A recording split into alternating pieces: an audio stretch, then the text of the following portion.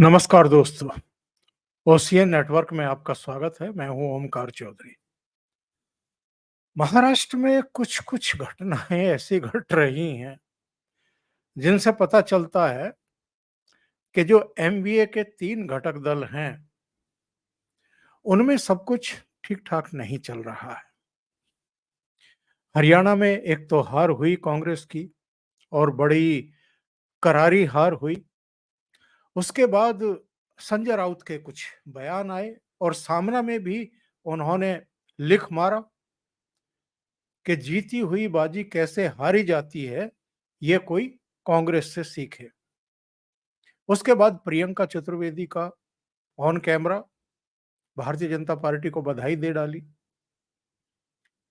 फिर संजय राउत का एक और बयान आया, जिसमें कहा गया कि साहब ये जो महाराष्ट्र के कांग्रेस के नेता हैं, ये इंडिपेंडेंटली अपने स्तर पर कोई भी फैसला लेने में पूरी तरीके से नाकाम है, बल्कि दिल्ली के आसरे हैं।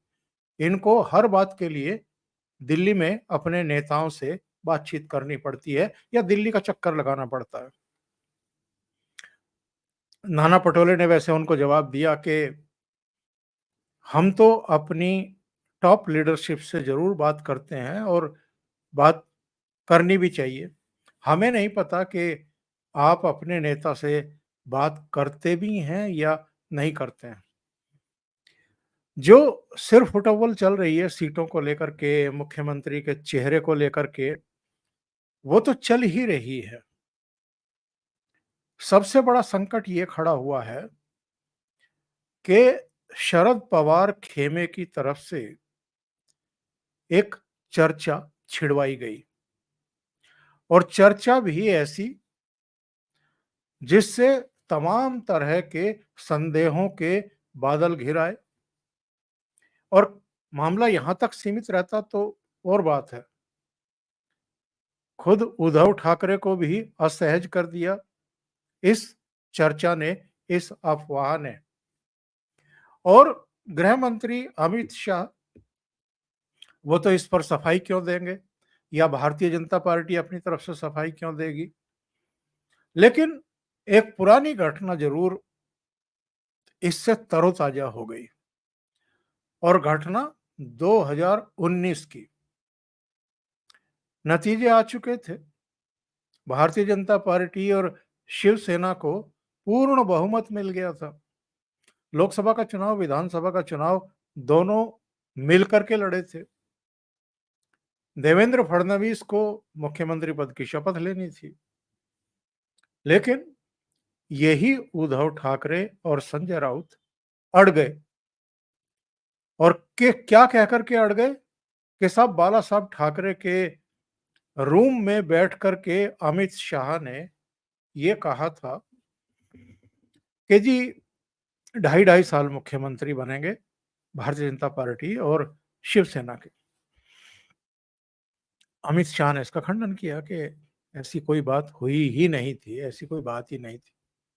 और अब चर्चा क्या चलवाई गई है शरद पवार के कैंप के द्वारा, क्योंकि जिस चैनल ने ये खबर चलाई कि उद्धव ठाकरे की मुलाकात देवेंद्र फडणवीस से हुई है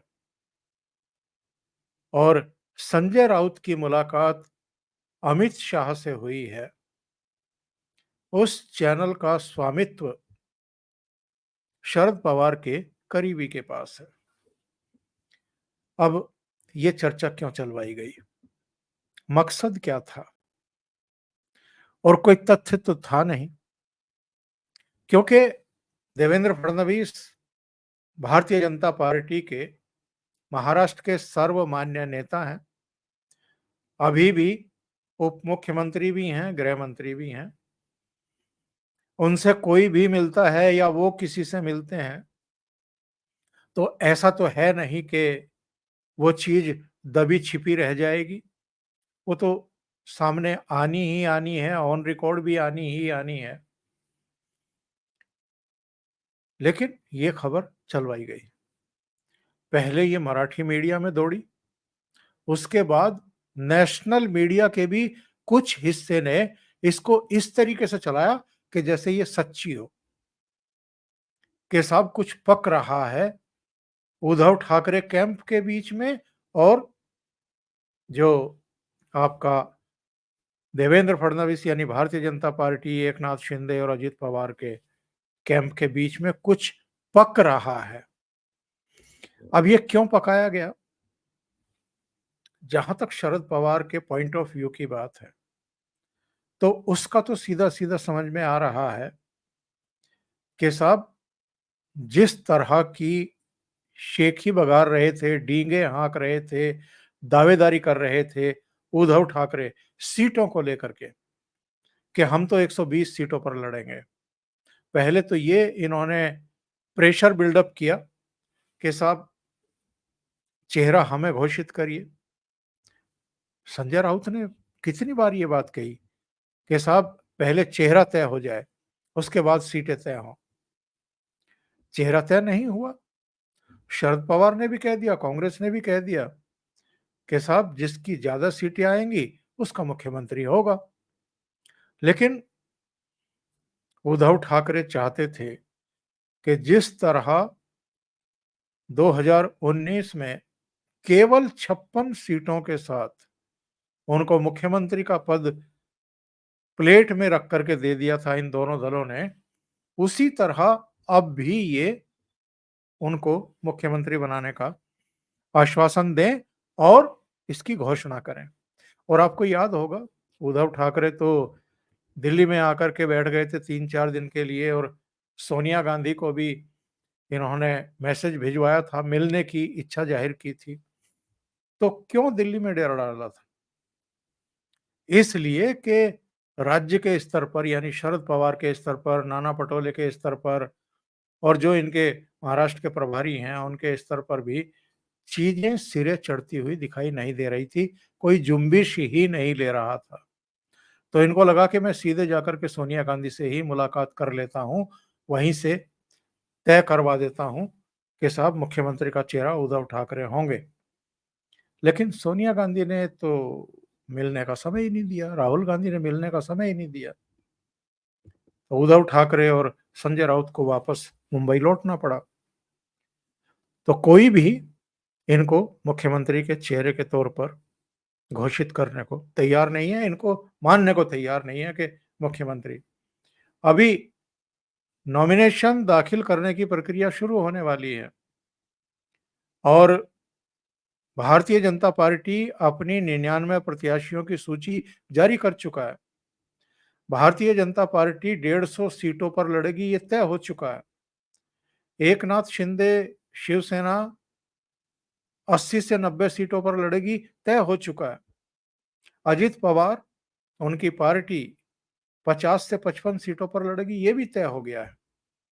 लेकिन अभी तक जिसे एमवीए और जिसको इंडी गठबंधन कहते हैं, वहां अभी सिर्फ उटव्वल चल रही है।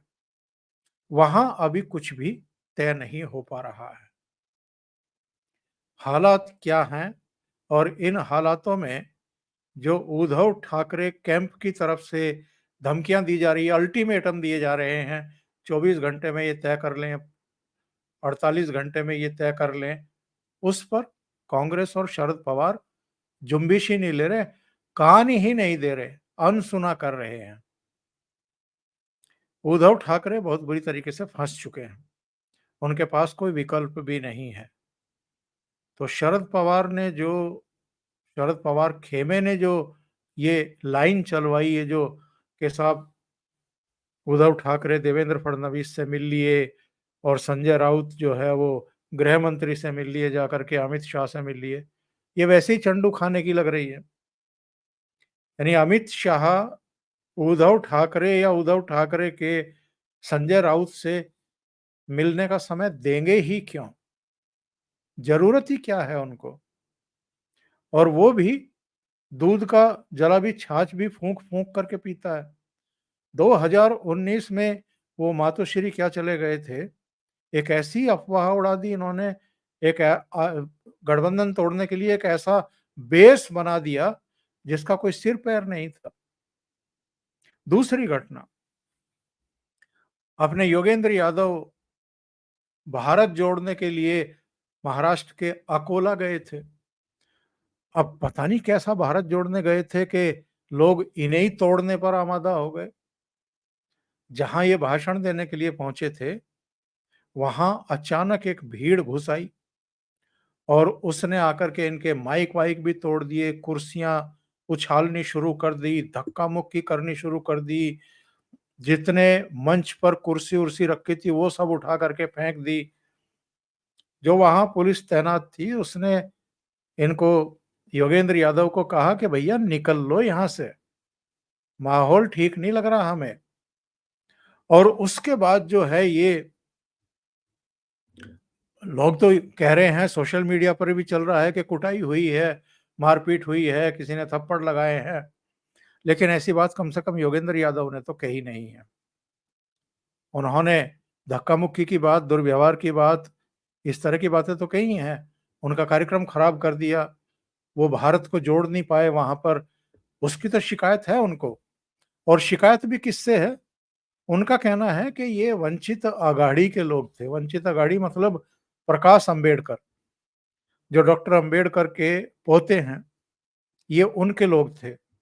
और वो जो चबा चबा करके और एक खास मुद्रा में जो बातें कहते हैं कैमरे पर आकर के, उन्होंने वो सब भी कहा कि साहब मुझे तो यकीन नहीं है कि हमारे मित्र, मैं भी उनको मित्र मानता हूँ, वो भी मुझे मित्र मानते हैं, वो हमारे कार्यक्रम को क्यों खराब कराएंगे।